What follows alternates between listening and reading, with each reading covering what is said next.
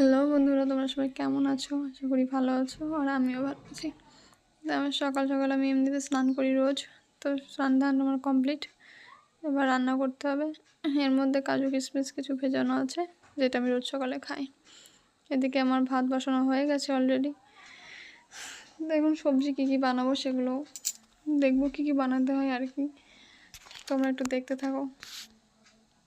এই কাজু কিশমিশটা ভিজিয়েছিলাম, এটা খাই। রান্না করতে করতেই খেয়ে নিলাম আর কি, তারপর সবজি কাটবো। এগুলো খাওয়া শরীরের পক্ষে অনেক ভালো। আমি কিছুদিন বন্ধ করে দিয়েছিলাম খাওয়াটা, আবার চালু করেছি এটা খাওয়া। এর মধ্যে বাদাম আছে, কাজু বাদাম আছে, কিশমিশ আছে। এগুলো ভিজিয়ে প্রায় দিনই সকালবেলা প্রায় রোজই খাওয়া পড়ে আমার। কিন্তু ব্লগ ভিডিও, ছোটো ব্লগ ভিডিও করি না, তোর জন্য তোমাদেরকে দেখানো হয় না। তো চলো এখন দেখি ফ্রিজের মধ্যে কি আছে, দেখি কি রান্না করা যায় আজকে। ফ্রিজের মধ্যে এখানে দেখো কি আছে, লঙ্কাটা নিয়ে নিলাম, লঙ্কাটা লাগবে। আর আছে শাকটা আজকে বানাবো না, কারণ কালকে শাকটা খেয়েছি, পালং শাক।